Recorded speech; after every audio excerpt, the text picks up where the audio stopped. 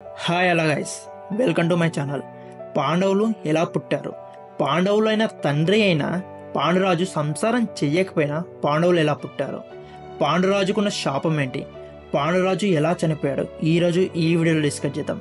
వీడియోలోకి వెళ్ళే ముందు మీలో ఎవరన్నా కొత్త మా ఛానల్కి వచ్చి సబ్స్క్రైబ్ చేయకుండా వీడియో ఇస్తే సబ్స్క్రైబ్ చేసుకోండి. అలాగే ఈ వీడియోకి ఇప్పటి వరకు లగితే లైక్ చేసేయండి. మీరు ఈ వీడియోకి లైక్ చేస్తే ఈ వీడియోకి వ్యూస్ ఎక్కువ వస్తాయి. సో లైక్ చేసేయండి. ఫస్ట్ పాండవులు ఎలా పుట్టారో తెలుసుకుందాం. పాండవుల తండ్రి అయిన పాండురాజు ఒకరోజు అడవికి వేటకు వెళ్తాడు. ఆ పాండురాజుకి దూరంగా పొదల్లో ఏదో కదులుతున్నట్టు అనిపిస్తుంది. కొంచెం దగ్గరగా పోయి చూస్తే 2 జింకలు సంభోగంలో అంటే సెక్స్లో ఉంటాయి. అది గమనించకుండానే పాండురాజు ఆ జింకలపైకి బాణం వేస్తాడు. పాండురాజు గురి తప్పదు కాబట్టి ఎగ్జాక్ట్గా పోయి ఆ జింకలకు బాణం తాకుతుంది. ఒక్కసారిగా గట్టి అరుపులు వినిపిస్తాయి. కానీ జింకల అరుపులు కాదు, మనుషుల అరుపులు. ఆ అరుపులు విన్న పాండురాజుకి అయోమయంతో ఏం చేయాలో తెలియక అక్కడికి పోయి చూస్తే అక్కడ కిండమ ఋషి ఉంటారు. అతని భార్య చనిపోయి ఉంటుంది ఆ బాణం దెబ్బకి. వాళ్ళు జింకలుగా ఎందుకున్నారంటే బాహ్య ప్రపంచానికి తెలియకుండా ఇలా జింకలుగా మారి వాళ్ళిద్దరు శృంగారంలో పాల్గొంటారంట. అందుకని జింకలుగా ఉన్నారు. తన భార్య చనిపోయిందని తెలుసుకున్న ఆ కిండమ ఋషి కోపంతో పాండురాజుకి శపిస్తాడు.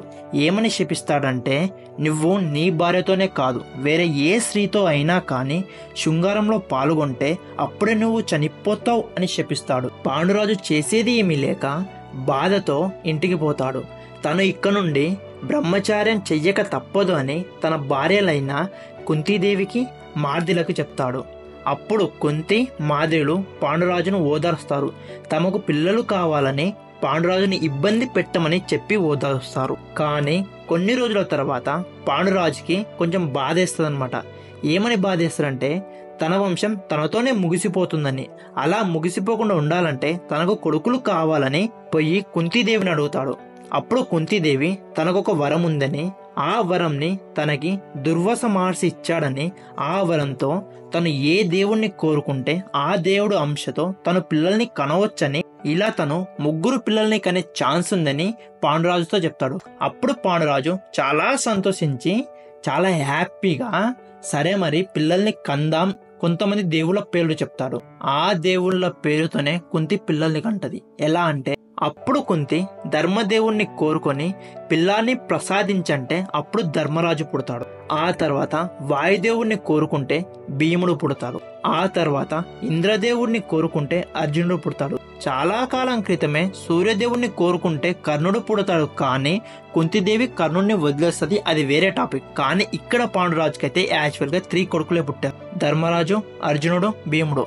ఇప్పుడు పాండురాజు మాద్రి దగ్గర పోయి పిల్లల్ని కావాలంటే అప్పుడు మాద్రి అశ్విని దేవతలకు పూజిస్తే మాద్రికి నకల సహదేవులు పుడతారు. ఇలా పాండురాజు ప్రమేయం లేకుండానే 5 కొడుకులు పుడతారు. ధర్మరాజు, భీముడు, అర్జునుడు, నకులుడు, సహదేవుడు. సో ఆ తర్వాత పాండవులు పెరుగుతాడు, యుద్ధం చేస్తారు, అదంతా మనకు తెలిసిందే. కానీ మహాభారత యుద్ధంలో ఎక్కడ కానీ పాండురాజు ప్రస్తావన కానీ మాద్రి ప్రస్తావన కానీ రాదు. ఎందుకంటే వాళ్ళు చాలా కాలం క్రితమే చనిపోతారు. ఎందుకు చనిపోయారు, ఎలా చనిపోయారు ఇప్పుడు డిస్కస్ చేద్దాం. ఒకరోజు మాద్రి కొలంలో స్నానం చేస్తూ ఉంటది. మాద్రి చూడడానికి చాలా అందంగా ఉంటది, ఒక దేవకన్యలాగా ఉంటది. పాండురాజు తను స్నానం చేస్తున్నప్పుడు చూసి మంత్రముగ్ధుడైపోతాడు. తను శృంగారం చేస్తే చనిపోతాడన్న శాపం ఉందన్న విషయాన్ని కూడా మర్చిపోయి తన అందం మాయలో పడి మాద్రితో శృంగారంలో పాల్గొంటాడు. శృంగారంలో పాల్గొన్న తర్వాతే పాండురాజు చనిపోయాడు. మాద్రి చాలా బాధపడుతుంది. తన భర్త అయిన పాండురాజు తన వల్లే చనిపోయాడని, తన పిల్లలకి తండ్రి లేకపోవడానికి కారణం తనే అని చెప్పేసి ఇలా చాలా బాధపడి నకల సహదేవుల్ని కుంతీదేవికిచ్చి తను కూడా సతీ సాగమనం చేస్తుంది.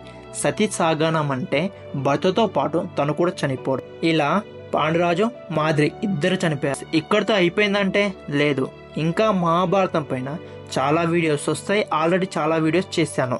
సో వచ్చే వీడియోస్ కోసం వెయిట్ చేయండి. వచ్చిన వీడియోని ఛానల్లో ఉన్నాయి, చూసండి, చాలా ఇంట్రెస్టింగ్గా ఉంటాయి. So that's the video guys. ఈ వీడియో మీకు ఎలా అనిపించింది కామెంట్ చేసి చెప్పండి. ఈ వీడియోని నువ్వు ఇప్పటి వరకు చూస్తావంటే ఈ వీడియో నీకు ఖచ్చితంగా నచ్చి ఉంటుంది. సో నచ్చి కూడా లైక్ చేస్తే అస్సలు బాగుందిగా, లైక్ చేసేయండి. మీరు లైక్ చేస్తే నాకు కూడా రీచ్ పెరుగుతుంది. వీడియో నచ్చితే సబ్స్క్రైబ్ చేసుకోండి. మళ్ళీ వీడియోలో మళ్ళీ కలుద్దాం. అందరికీ టాటా, బై బై, సెలవు.